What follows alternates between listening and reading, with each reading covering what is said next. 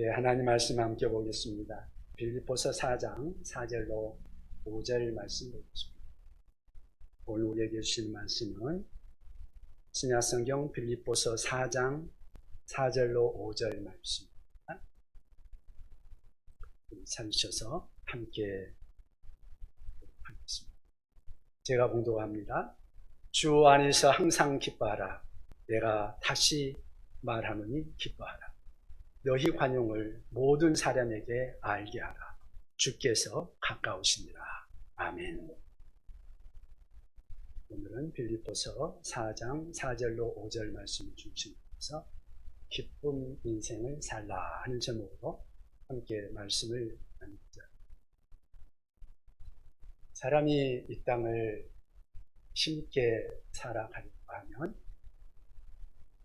그 속에서부터 내부에서부터 나오는 힘이 필요합니다. 그 속에서부터 나오는 그 힘, 삶의 에너지, 그것 중에 하나를 이야기한다면 아마 기쁨을 말할 수 있지 않을까 생각합니다. 사람 마음에 기쁘면 무엇을 해도 즐겁게 할 수 있고, 교회에서 봉사를 하더라도 즐겁게 봉사할 수 있고, 힘들고 어려운 일들도 잘 감당할 수 있습니다. 초가삼간에 살아도 그것을 그렇게 개의치 않고 살아갈 수 있는 힘이 생기는 거죠. 반대로 슬픔은 삶의 에너지를 여지없이 빼앗아 버리고 맙니다. 돈도 있고 명예도 있고 모든 것을 갖추어져 있다 할지라도 마음에 슬픔이 가득하다면 삶에 의욕이 없어지고 아무것도 하기 싫을 것입니다. 슬픔이란 살다 보면 누구나 경험하는 것이요. 상실의 경험을 통해서 슬픔을 많이 경험하죠. 사람들, 사랑하는 사람과 헤어진다든가 좋았던 관계가 틀어진다든가 내 삶을 붙들어주던 어떤 목표가 사라진다든가 그럴 때 슬픔이 찾아오죠.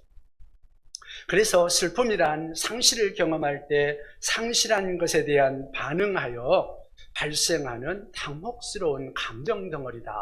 그렇게 말을 하기도 합니다. 그러면 슬픔이 질병이냐? 질병인 것 같지는 않습니다. 병원에 가도 슬픔을 진단하지는 않습니다.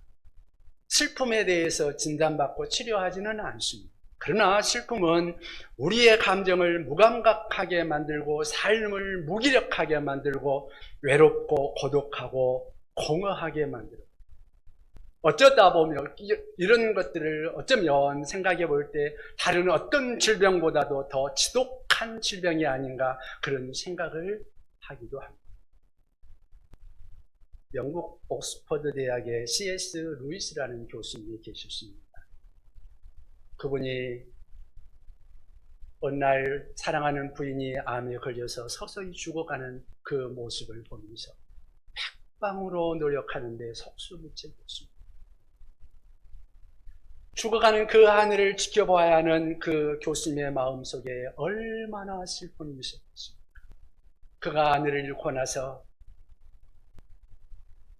그 슬픔을 되돌아보면서 책을 썼는데 그 책에 슬픔을 이렇게 묘사하고 있습니다. 슬픔이 마치 두려움과 같은 느낌이라고 아무도 내게 말해주지 않아. 무섭지는 않으나 그 감정은 무서울 때와 흡사하다. 똑같이 속이 울렁거리고 안절부절 못하며 입이 벌어진다. 연신 침을 흘린다. 어떤 때는 은근히 취하거나 뇌진탕이 일어난 것 같은 느낌이다. 세상과 나 사이는 뭔가 보이지 않는 장막이 드리워져 있다. 다른 사람이 뭐라 말하든 받아들이기 힘들다. 아니 받아들이고 싶지 않은 거다. 만사가 너무 재미없다. 그러면서도 다른 사람이 내 곁에 있어주기를 바란다. 집이 텅 빌 때가 무섭다. 그러나 사람들이 있어주되 저희들끼리만 이야기하고 나는 가만 버려두면 좋겠다. 슬픔은 또한 게으른 것이라고 아무도 내게 말해주지 않았다. 일상이 기계적으로 굴러가는 직장에서의 일을 제외하면 나는 최소한의 애쓰는 일도 하기 싫다. 글쓰기는 고사하고 편지 한 장 읽는 것조차 버겁다. 수염 깎는 일조차 하기 싫다. 내 뺨이 덥수룩하건 매끈하건 무슨 상관이란 말인가. 독한 병 아닙니까? 그런데 이런 슬픔은 특수한 사람, 특수한 환경에서만 겪는 것이 아니라는 것이죠. 누구나 일상적으로 겪을 수 있는 보편적인 그러한 일일 수 있습니다. 누구나 곁에 있던 사랑하는 사람을 잃어버릴 수 있습니다. 관계가 틀어질 수 있습니다. 목표했던 것들이 내가 목표한 것이 상실될 수도 있습니다. 그래서 오늘 이 시간 우리가 함께 생각해 볼 것은 그것입니다. 슬픔이라는 것은 사람이라면 누구나 겪을 수 있는데 어떻게 하면 슬픔을 극복하고 기뻐하는 삶을 살 수 있느냐? 바로 그것입니다. 오늘 성경을 보면 바울 사도가 빌립보 교회에 편지하는 내용에서 나오는 말씀입니다. 빌립보서는 그것이죠. 바울이 감옥에서 빌립보 교회를 향하여 편지를 하는데 그때 그는 감옥에서 아직 사형 온도를 받을지 아닐지 아직 정해지지 않은 때였습니다. 어쩌면 자기가 사형 온도를 받을지 사랑하는 사람이 그 곁을 떠나고 관계가 틀어지고 그가 목표하는 목표가 사라지고 하는 그러한 외롭고 쓸쓸하고 슬퍼할 수밖에 없는 그러한 상황에서 그는 빌립보 교회를 향하여 편지를 하면서 뭐라고 말합니까? 주 안에서 항상 기뻐하라. 내가 다시 말하노니 기뻐하라. 기뻐하라는 것입니다. 그가 그 상황에서 기뻐하라고 말하는 말, 여러분들은 과연 그 기쁨을 이해할 수 있습니까? 그래서 묻습니다. 도대체 감옥이 빼앗아가지 못하고 죽음의 위험도 그 위협한 것도 그를 빼앗아가지 못한 바울의 마음속에 있는 기쁨, 그 기쁨 인생의 비결은 과연 무엇일까요? 오늘 말씀을 통해서 우리가 함께 그 말씀을 생각해 보기를 원합니다. 기쁨 인생의 비밀. 그 첫째는 인간관계에 관용을 실천해야 한다는 것입니다. 인간관계에 관용을 실천해야 합니다. 여러분, 우리가 하루를 돌아보면 우리의 기쁨을 앗아가는 요소들은 다양하지 않습니까? 그러나 가장 보편적이고 가장 광범위하게 우리의 기쁨을 빼앗아가는 요소, 그것은 아마 사람들과의 관계, 인간관계일 것입니다. 제가 전에도 한번 이야기한 것 같은데요. 우리의 사랑은 어쩌면 고슴도치의 사랑과 같지 않을까. 동물이 이동할 때 보면 대부분의 동물들은 떼를 지어서 이동합니다. 사자들도 떼를 지어서 다니고요. 새들도 떼를 지어 다니고요. 양들도 떼를 지어서 움직입니다. 그런데 유독 고슴도치만은 홀로 다닙니다. 고독을 즐겨해서 그럴까요? 고슴도치도 외로움을 타는 계절이 온다고 그러죠. 친구를 찾습니다. 이성을 그리워합니다. 그래서 좀 더 가까이 접근합니다. 그런데 가까이 가는 순간 갑자기 문제가 발생합니다. 등에 어쩔 수 없이 자기 등에 생겨나 있는 가시가 있지 않습니까? 그 가시로 서로를 찔러요. 정말 의도하지 않았는데 피 흘리고 아파합니다. 그런데 우리들의 관계도 그와 고슴도치와 비슷하다는 겁니다. 어쩔 수 없는 나의 허물이 상대를 푹 찌르기도 합니다. 상대의 허물이 나를 푹 찌르기도 합니다. 그리고 그때 받은 상처가 우리를 슬프게 하고 삶의 의욕을 꺾는다는 것이죠. 그러면 이런 상처를 예방하거나 최소화하는 방법은 무엇일까요? 사람들은 흔히 불각은 불가원이라는 말을 합니다. 너무 가까이 하지도 말고 너무 멀리도 하지 마라. 그것이 사랑일까요? 슬픈 사랑이죠. 그러면 아예 혼자 살면요? 그것도 슬픈 일이죠. 그럴 수 없잖아요. 그러면 어떻게 해야 될까요? 오늘 본문 5절 말씀을 함께 읽어볼까요? 본문 5절을 같이 읽어보겠습니다. 같이 읽습니다. 너희 관용을 모든 사람에게 알게 하라. 주께서 가까우시니. 너희 관용을 모든 사람에게 알게 하라는 것입니다. 관용을 실천하라, 관용을 연습하라는 것입니다. 어떤 배경에서 이 말이 나왔을까요? 사실 바울이 빌립보 교회에 편지를 쓰면서 4장 1절부터 쭉 읽어보면 그런 말씀을 합니다. 너희들 서로 같은 마음을 품으라. 너 하나 되지 못하고 있구나. 같은 마음을 품고 서로 도와줘라. 그리고 환용을 베풀어라. 왜요? 그들이 하나 되지 못하고 그들 가운데서도 분열이 있었기 때문에. 교회에 지도자들이 있었는데 지도자들끼리 하나가 되지 못하는 그러한 모습을 보고 바울 사도가 권면하는 것입니다. 너희들의 관용을 나타내라. 여러분, 관용이라는 것은 이웃의 허물을 파헤치는 것이 아니에요.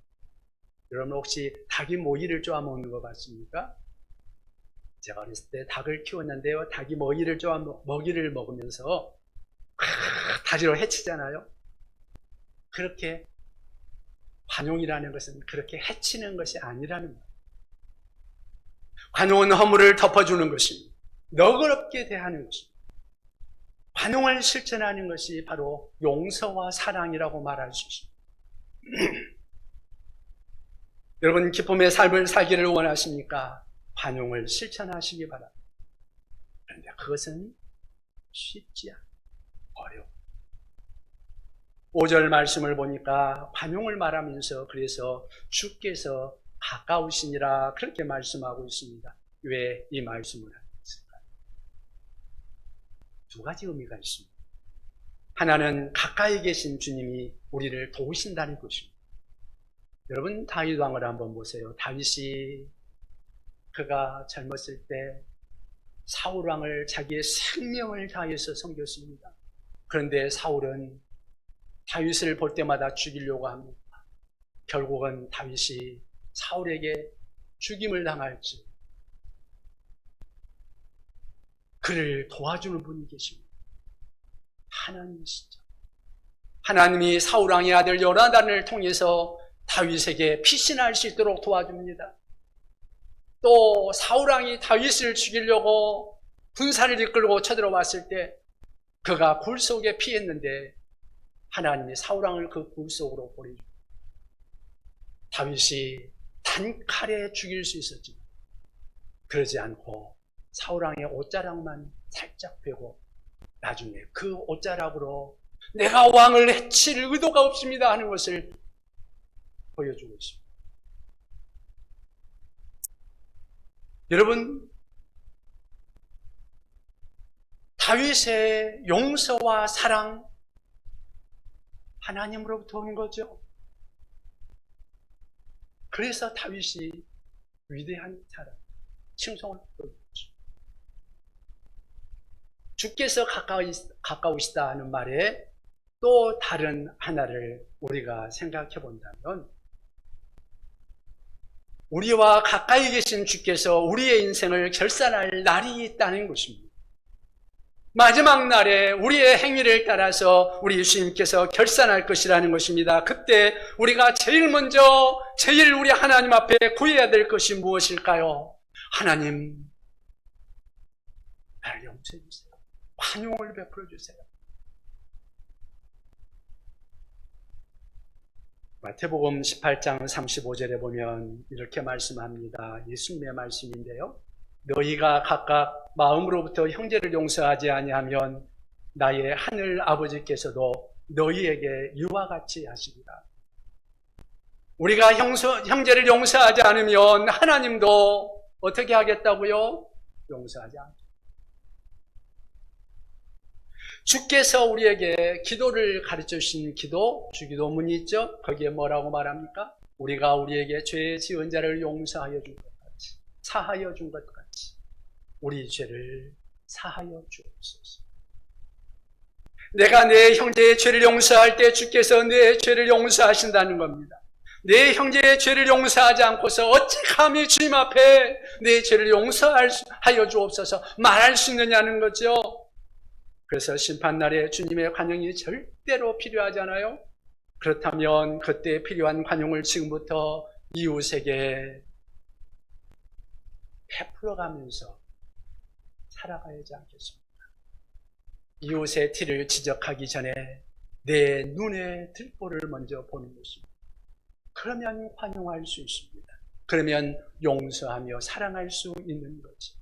그리고 그런 환영의 마음으로 이웃에게 다가갈 때에 더불어 이웃과 그렇게 살아갈 때에 하나님이 주시는 선물, 그것이 무엇일까요? 그것은 그 안에서 찾아오는 기쁨이 있는 것입니다. 따라서 더불어 살아가면서 관용을 실천하심으로 이 기쁨의 인생을 살아갈 수 있기를 바랍니다. 기쁨 인생의 비밀. 두 번째는 무엇일까요? 두 번째는 주 안에서 사는 것을 실천해야 한다는 것입니다. 기뻐하는 삶을 살아가려고 한다면 주 안에서 사는 것을 실천해야 합니다. 우리 4절을 같이 한번 읽어볼까요? 4절을 같이 읽어보겠습니다. 주 안에서 항상 기뻐하라. 내가 다시 말하노니 기뻐하라. 아멘. 주 안에서 기뻐하라. 내가 다시 말하노니 기뻐하라. 빌립보 교회 안에 다툼이 있는데 다툼 속에서 기뻐할 수 있나요? 안 되죠. 그래서 그들에게 권면하기를 너희들 같은 마음을 품으라고 권면합니다. 서로 도와주라고 권면합니다. 그러면서 관용을 나타내라고 권면합니다. 그렇게 권하면서 말하는 것이 주 안에서 기뻐하라는 것입니다. 기뻐하기는 기뻐하는데 어디서 기뻐하라? 우리가 사실 기뻐하고 싶다고 해서 기뻐지나요? 오늘 여기서 말하는 것은 주 안에서 기뻐하라고 말합니다. 주가 누구예요? 예수 그리스도 안에서. 왜 바울이 주 안에서 기뻐하라고 말하고 있을까요? 우리가 두 가지로 생각해 볼 수 있습니다. 하나는 예수님만이 용서와 기쁨의 삶의 완벽한 모델이 되기 때문입니다. 생각해 보십시오. 예수님에게 무슨 죄가 있습니까? 그분은 아무 죄도 없으면서 병든 사람들을, 줄인 자들을, 사탄에 눌린 자들을, 그들을 도와서 바르게 세워주고 고쳐주시는 그런 일들을 했습니다. 천국 복음을 전해주셨습니다. 그러면서 자신의 모든 것을 온전히 내어주셨습니다. 그럼에도 불구하고 돌아온 것은, 마지막에 돌아온 것은 사랑하는 제자 유다의 배신입니다. 그리고 나머지 제자들은 다 도망가고 군중들은 십자가에 못 박아라고 외치고 있습니다. 결국은 예수님이 십자가에 못 박혀서 죽게 됩니다. 인간적으로 생각하면 자기가 그렇게 베풀어줬는데도 자기를 이렇게 대우하는 사람, 그들을 싹 쓸어버리고 싶은 생각이 들지 않을까요? 그런데 예수님은 마지막까지 십자가에서 호소하십니다. 아버지여, 저들이 하는 것을 알지 못하고 하고 있사오니 저들을 용서하여 주옵소서. 예수님은 이렇게 환영의 모습입니다. 그리고 우리는 예수님을 따르는 주님의 제자들입니다. 그렇다면 우리가 예수님을 본받아 이 환영, 이 용서를 실천하며 살아가야 되지 않을까.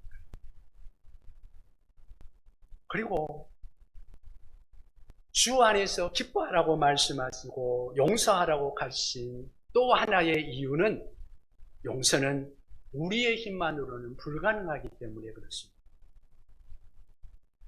어떤 분이 그렇게 말을 했습니다. 용서는 우리가 용서할 사건이 생기기 전까지는 아름다운 생각입니다. 다시 읽을까요? 용서는 우리가 용서할 사건이 생기기 전까지는 아름다운 생각입니다. 그러나 내가 누구를 구체적으로 용서할 사건이 생기면 그것은 더 이상 아름다운 생각도 쉽게 실천할 수 있는 생각도 아닙니다. 여러분 그런 것 같지 않아요? 예수님은 어땠어요? 용서를 온몸으로 실천합니다. 우리를 위해 죽으셨습니다. 그리고 다시 살아나셨습니다. 그리고 우리 안에 찾아오셨습니다. 그 예수님이 우리를 모신다는 것입니다. 그래서 우리 안에서, 우리 마음 속에서 우리에게 용서할 능력을 주십니다. 나는 알 수 없으되 우리 주님이 우리 안에서 용서할 힘을 주실 때 우리는 용서를 실천할 수 있는 것입니다. 여러분, 우리가 예수를 믿는다는 것이 무엇입니까? 예수 잘 믿는다 그러면 교회 잘 나오는 건가요? 봉사 많이 하고 성경 많이 안다는 겁니다. 물론 예수 잘 믿는다. 그거 굉장히 중요하고, 근데 훨씬 중요한 것은 주님이 내 안에 계신다는 것입니다. 주님은 우리를 위해서 죽으시고 우리를 위해서 다시 살아나시고 영으로 우리 안에 찾아와서 우리와 함께 계신 분이십니다. 이것이 기독교의 신비 중의 신비죠. 빌립보서 2장 13절에 보면 그런 말씀을 하고 있습니다. 너희 안에서 행하시는 이는 하나님이시니 자기의 기쁘신 뜻을 위하여 너희에게 소원을 두고 행하게 하시나니. 너희 안에 계신 분이 누구라고요? 너희 안에 계신 분이 누구요? 하나님이시다. 다시 좀 더 정확하게 말하면 예수 그리스도, 우리 주님. 예수를 믿는다는 것은 내가 사는 것이 아니요 내 안에 그리스도께서 사신 것이다. 바울 사도의 고백과 같이 바로 우리의 삶 속에 그러한 역사가 일어나는 줄 믿습니다. 바로 그분, 내 안에 계신 그리스도, 그분이 내 안에 계셔서 내가 용서할 수 없는 사람을 용서할 수 있도록 도와주십니다. 그래서 4장 1절에 그렇게 말합니다. 마지막 부분에 보면 사랑하는 자들아 이와 같이 주 안에 살아. 어디에 살아고요? 주 안에서. 그리고 4절에 보면 주 안에서 항상 기뻐하라 말씀하십니다. 2차 대전이 끝났을 때 코리텐 붐 여사가 네덜란드인이죠. 많은 용서와 부흥의 그러한 메시지를 던지면서 세계에 큰 영향을 끼쳤던 분입니다. 그런데 그분이 어렸을 때 유대인을 숨겨준 죄로 온 가족이 형무소로 끌려가고 부모님은 죽임을 당하고 그 형무소에서 생활을 하는데 온갖 고통과 수치와 수모를 겪는 과정에서 그만 자기 언니가 죽임을 당했습니다. 그 코리텐 붐 여사가 2차 대전이 끝나고 감옥에서 풀려날 때 그 마음속에 그가 다짐을 합니다. 놀라운 다짐을 하는데 내가 독일인에게 복음을 전해야 되겠다. 그리고는 마을마다 돌아다니면서 독일을 사랑하라. 하나님은 살아계시다고 은혜의 말씀을 전파하기 시작했습니다. 큰 은혜가 임했고 어느 날 어느 마을에서 큰 은혜의 군중 집회를 하고 있는데 거기에서 집회를 하면서 사람들이 그 단상으로 나오면서 코리텐 붐 여사의 기도를 받으며 자기의 죄를 회개하는 그런 일들이 일어났습니다. 그런데요, 많은 사람들이 나오는 과정 가운데 한 사람이 군중 가운데서 나오는데 그 순간에 깜짝 놀라는 일이 생겼습니다. 형무소에서 모든 고통을 주고 언니를 죽게 만들었던 간수, 그가 나오고 있는 것입니다. 피가 거꾸로 솟는 듯한 그런 느낌을 그가 느끼면서 마음속으로 부르짖기를 주여 저는 용서 못합니다. 그동안 용서를 외치고 외쳤는데 그 순간 자기는 용서할 수 없었습니다. 그때 주님이 하신 말씀, 저 사람도 용서해. 그가 순간적으로 갈등을 느끼면서 주님의 명령이라면 해야겠다. 그러나 내가 할 수 있는 것만 하겠습니다. 그러면서 간수가 앞으로 나왔을 때 그가 나오지 않는 손을 억지로 내밀면서 그를 향하여 손을 내미는 순간, 그 순간에 온몸이 전율하듯 하나님의 사랑이 그를 압도해오는 것을 느꼈습니다. 그리고 진정으로 용서하고 사랑하는 마음이 생겼습니다. 마음속에 샘솟는 기쁨이 그를 휘감았습니다. 그리고 마침내 그 간수를 온 마음으로 용서하고 그를 받아들일 수 있었습니다. 정말 기쁨의 삶을 여러분 살아가고 싶으십니까? 정말 용서하는 삶을 살고 싶으십니까? 주 안에 사는 것을 실천할 수 있게, 주님과 매일 교통하며 주님의 도우심을 받는 삶을 실천하며 살아갈 수 있기를 바랍니다. 기쁨의 인생을 살아가는 비밀, 그것이 무엇일까요? 세 번째는 예수를 내 인생의 주로 영접해야 합니다. 예수님을 내 인생의 주로 영접하는 것이 어떻게 내 기쁨의 삶과 연관이 될 수 있을까요? 여러분, 예수님이 내 죄를 위하여 십자가에 죽으셨다는 것을 믿으십니까? 그래서 예수를 믿는 순간 우리 죄를 용서함을 받습니다.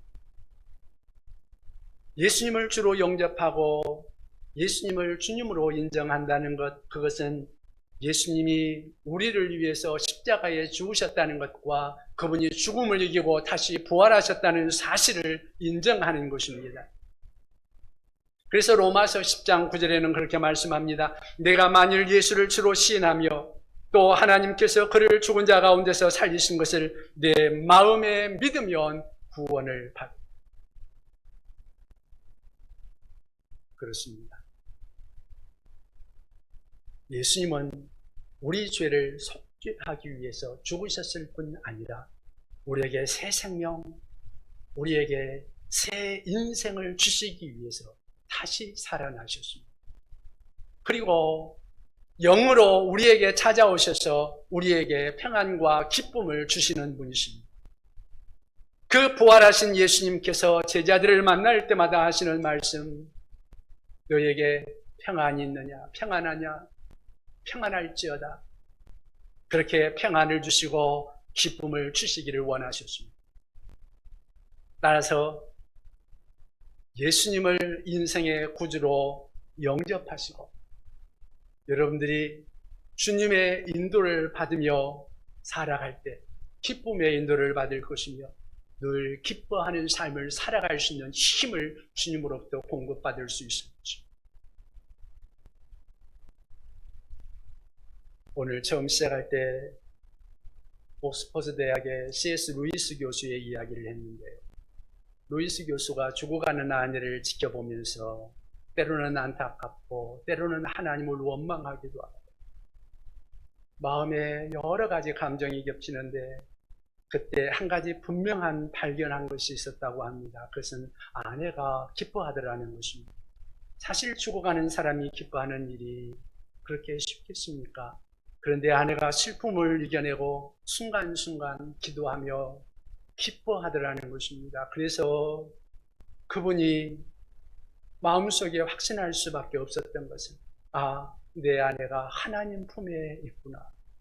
내 아내가 하나님 품에 있구나.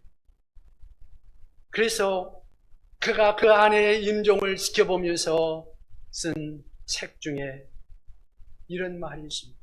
내 아내는 사제에게 이렇게 말했다. 저는 하나님과 더불어 평화롭습니다. 그리고 미소를 지어. 그 미소는 단순히 나를 향한 것이 아니었다. 자신을 구원하신 주님께 드리는 미소였다. 그리고 그녀는 영원한 하나님 나라로 돌아갔다. 그 루이스 교수가 후일에 쓴 다른 글을 보면 아내와 작별할 때 아주 아름다운 작별을 했다고 합니다. 그리고 잠잠한 기쁨, 예기치 못한 기쁨이 있었다. 그렇게 고백합니다. 부활하신 예수님을 영접했을 때 바로 우리 예수님을 통해서 그 죽음의 순간에 사별의 안타까운 그 순간에도 인생의 가장 그 슬픈 순간까지도 잠잠한 기쁨을 누릴 수 있었다는 것입니다. 여러분, 인생을 살아가면서 이 기쁨이 필요하지 않습니까? 그렇다면 주님을 영접하시고 주님과 함께하는 인생을 살아가시기 바랍니다.